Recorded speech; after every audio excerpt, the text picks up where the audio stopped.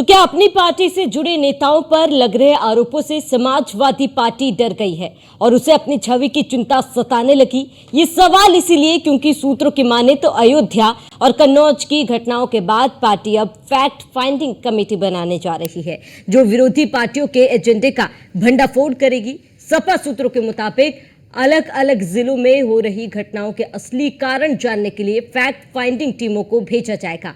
सपा नेतृत्व ने सभी जिला और शहर कमेटियों को निर्देश दिए हैं कि आरोपों की पड़ताल कर सही फैक्ट सोशल मीडिया और अन्य माध्यमों से जनता के बीच रखा जाए। सवाल उठता है कि क्या बीजेपी के हमलों से सपा बैकफुट पर आ गई है, क्योंकि पहले अयोध्या और बाद में कन्नौज में जो कुछ हुआ उसे लेकर सपा नेता बचाव की मुद्रा में नजर आए थे। ऐसे में क्या फैक्ट फाइंडिंग कमेटी के जरिए सपा अपना बचाव करना चाहती है, ये बड़ा सवाल है।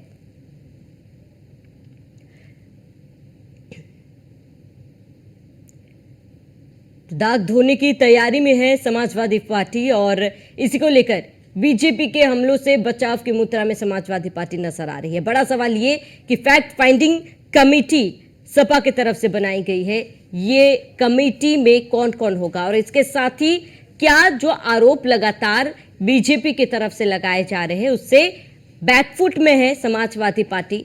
और ये फैक्ट फाइंडिंग कमेटी अगर बनाई जा रही है तो इस फैक्ट फाइंडिंग कमेटी का उद्देश्य क्या होगा, क्योंकि ये कमेटी सपा द्वारा बनाई जा रही है, समाजवादी पार्टी के ही लोग होंगे और ऐसे में क्या फैक्ट इसमें ढूंढा जाएगा, ये भी एक बहुत बड़ा सवाल है। तो फैक्ट फाइंडिंग कमेटी बना रही है समाजवादी पार्टी, सूत्रों के हवाले से ये खबर है। जिस तरीके से लगातार बीजेपी हमलावर है समाजवादी पार्टी के ऊपर, उसके बाद समाजवादी पार्टी का फैक्ट फाइंडिंग कमेटी बनाना और ये कहना कि तमाम अब जो भी आरोप लगाए जा रहे हैं उस पर जांच की जाएगी। जो भी मामले सामने आ रहे हैं, चाहे हम अयोध्या की बात करें, चाहे हम कन्नौज की बात करें, जिस तरीके के मामले सामने आ रहे हैं, बड़ा सवाल ये कि Samajwadi party fact finding committee के जरिए क्या अपनी छवि साफ कर पाएगी। क्योंकि जिस तरीके के मामले सामने आ रहे हैं, जो आरोपी समाजवादी पार्टी की तरफ से सामने आ रहे हैं, उन आरोपियों पर या फिर उन आरोपों पर समाजवादी पार्टी कुछ बोलने को तैयार नहीं, लेकिन फैक्ट फाइंडिंग कमेटी बनाने को तैयार है जो बिगड़ी हुई छवि को धोने की कोशिश करेगी। लेकिन बड़ा सवाल ये कि फैक्ट फाइंडिंग कमेटी अगर समाजवादी पार्टी बना रही है उसका उद्देश्य क्या होगा, किस तरीके से ये कमेटी काम करेगी, ये भी एक बहुत बड़ा सवाल है। और इसके साथ एक बड़ा सवाल, क्या जो अब तक की जांच है उससे विपक्षी संतुष्ट नहीं है, सरकार और सिस्टम पर क्या विपक्षों को भरोसा नहीं है, जो कार्रवाई अब तक की गई है क्या वो गलत है, क्योंकि लगातार समाजवादी पार्टी यही मुद्दा उठाती आ रही है कि चुनाव को माइलेज देने के लिए कहीं ना कहीं इस तरीके के कदम उठाए जा रहे, समाजवादी पार्टी को बदनाम करने की कोशिश की जा रही है।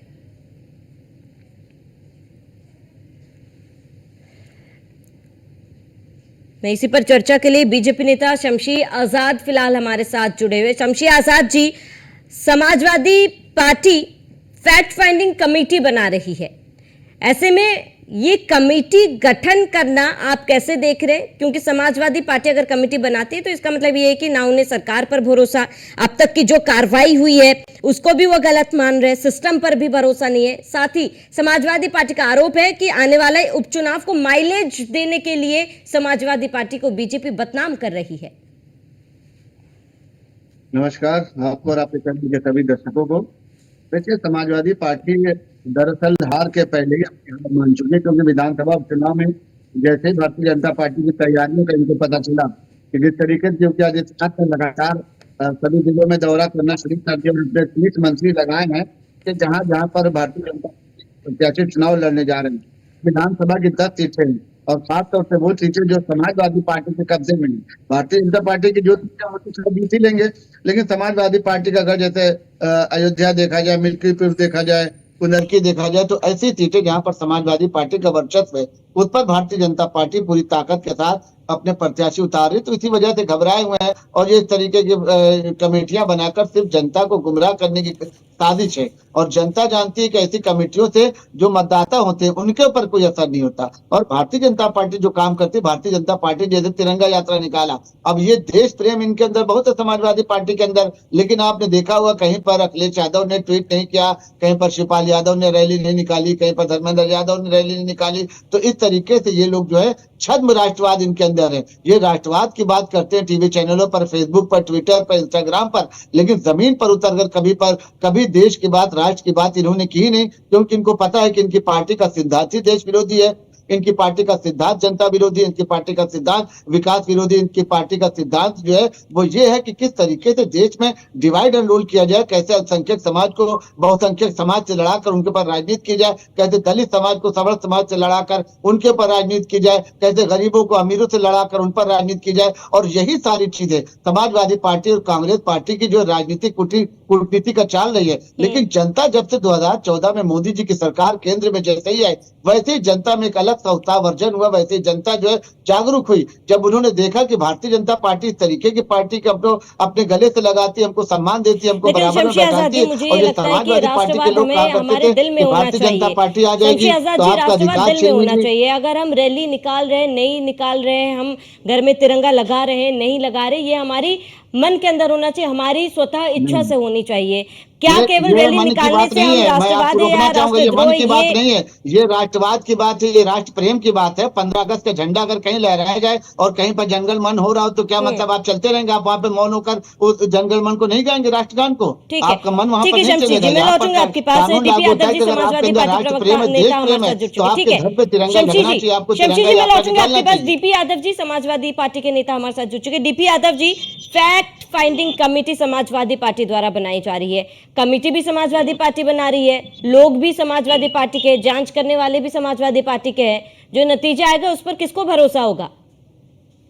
श्रावणी जी नमस्कार, जय हिंद, जय लोकतंत्र, जय समाजवाद। देखिए श्रावणी जी, भारतीय जनता पार्टी के कुशासन में जिस प्रकार से जनता त्रस्त है, जिस प्रकार से तानाशाही रवैये से भारतीय जनता पार्टी सरकार चला रही है, कहीं ना कहीं जनता का विश्वास उठ गया है। और इसी का नतीजा रहा है कि 2024 के लोकसभा चुनाव में भारतीय जनता पार्टी को उत्तर प्रदेश में करारी हार मिली है। और लोगों ने भारतीय जनता पार्टी की नीतियों को, कार्यक्रमों को, क्रियाकलाप को, इनके शासन करने की प्रणाली को पूरी तौर से उत्तर प्रदेश में नकार दिया है।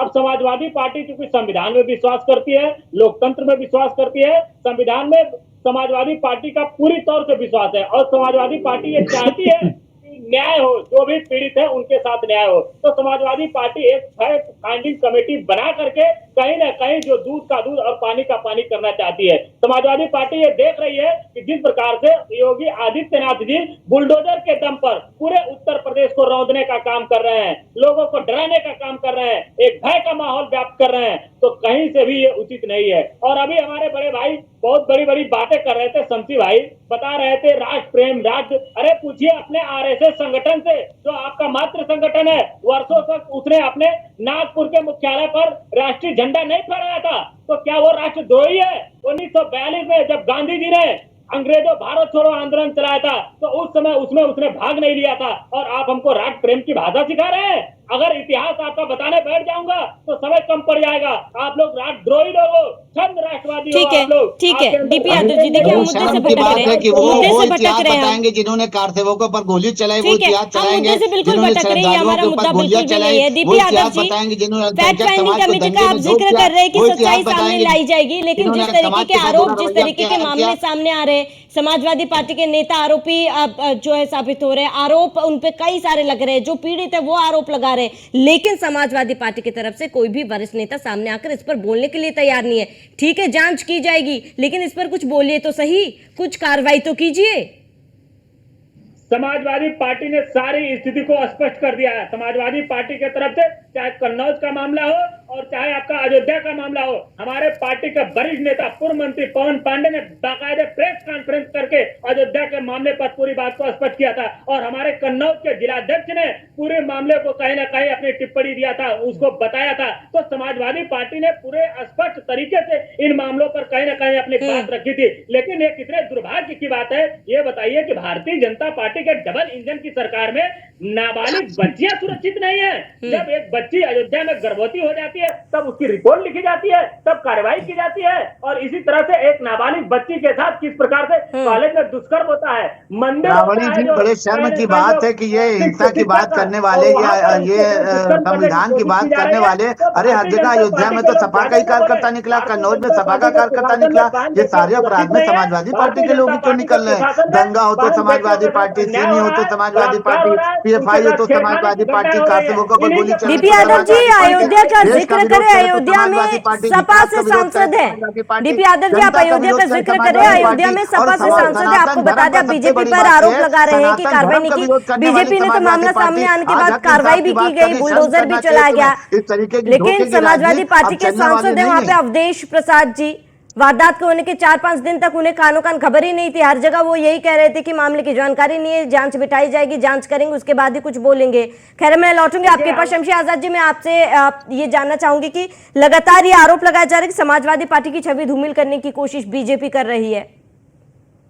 नहीं, आरोप लगाने वाली बात ही नहीं। इनके यहाँ तो जब पार्टी कार्यकर्ता बनाया जाता है तो पहले उसका थाने से निकाला जाता है बायोडाटा कि भाई 1 मुकदमा है तो वार्ड अध्यक्ष बनाया जाए, 2 मुकदमा है तो जिलाध्यक्ष बनाया जाए, 5 मुकदमा है तो उसको और बड़ा पद दिया जाए, 10 मुकदमा है तो उसको प्रदेश में रखा जाए, 20-30 मर्डर का केस है, उसके ऊपर रेप का केस है, बलात्कार का केस है तो उसको विधायकी का टिकट दिया जाए, और बड़ा देशद्रोह का अगर उसके ऊपर आरोप है, एनएसए लगा हुआ है, उसके ऊपर 376 लगा हुआ है तो उसको जो है एमपी का टिकट दिया जाए। तो ये पार्टी तो अपराध देखकर अपने कार्यकर्ता बनाती होगी, हक इंसाफ की बात करती है। इनके नेता पूरी तरीके से अपराध में शामिल है। इनके नेता हर जगह इनके अगर जांच होती है, चाहे दंगों की बात की जाए, चाहे मस्जिदों से पत्थर चलाने की बात की जाए, चाहे फॉरेन फंडिंग की बात की जाए, कहीं पर भी अगर बात निकलती है देश में अस्थिरता फैलाने की, देश में असमंजस फैलाने की, देश में विघटन फैलाने की, तो समाजवादी पार्टी का कहीं ना कहीं से जरूर होता है और ये उन भोले भाले लोगों का हाथ होता है। ठीक है, आप दोनों बने रहिए हमारे साथ, आप दोनों बने रहिए हमारे साथ। हमारी संवाददाता स्कंदिता मिश्रा हमारे साथ लखनऊ से जुड़ चुकी है। Skandita, fact finding committee Samajwadi party की तरफ से बनाई जा रही, कमेटी बनाने को लेकर क्या कुछ जानकारी?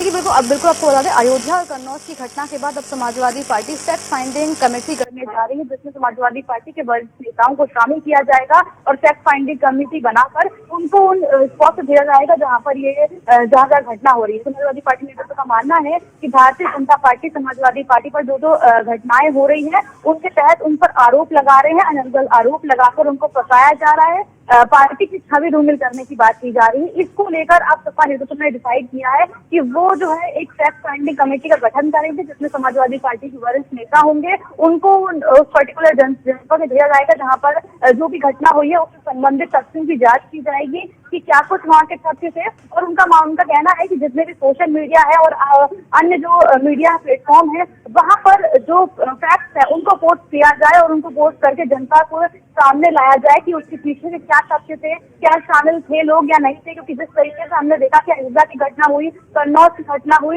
लगातार समाजवादी पार्टी घेरे में रही है, निशाने पर रही है। अयोध्या की घटना की बात की जाए तो वहां पर भी समाजवादी पार्टी पर आरोप लगे, कन्नौज की घटना की बात की जाए तो वहां पर भी नवाब सिंह यादव का नाम सामने निकल कर आया, जिसमें समाजवादी पार्टी पर फिर आरोप लगा। तो अब ऐसे में समाजवादी पार्टी का मानना है कि कहीं ना कहीं फैक्ट फाइंडिंग कमेटी का गठन होगा तो कहीं ना कहीं जो समाजवादी पार्टी पर आरोप लग रहे हैं वो आरोप नहीं लगेंगे और जो सच में जो रियल फैक्ट होगा वो निकलकर जनता के सामने आएगा। ठीक है स्कंदिता, समय की कमी हमारे पास, चर्चा को यहीं पर रोकना चाहेंगे। स्कंदिता, जुड़ने के लिए बहुत बहुत शुक्रिया। डीपी यादव जी, आपका जुड़ने के लिए बहुत बहुत शुक्रिया। शमशी आजाद जी, आपका भी जुड़ने के लिए बहुत बहुत शुक्रिया। कोई कानूनी मान्यता प्राप्त जांच एजेंसी नहीं है कि, और वह भी जिसमें अयोध्या से लेकर के कन्नौज तक बहुत गंदे और बहुत धब्बे आरोप लगे और उसमें फैक्ट कमेटी बनाकर के क्या संदेश देना चाहते हैं। मैंने कहा पहले ही कि उनका वही आचरण है कि लड़के की गलती हो जाती है और इस प्रकार के रास्ते को अपनाने वाली समाजवादी पार्टी का सफा है। चलिए, इसी के साथ इस बुलेटिन में इतना ही। देश प्रदेश की तमाम बड़ी खबरों के लिए बने रहिए न्यूज़ 1 इंडिया के साथ।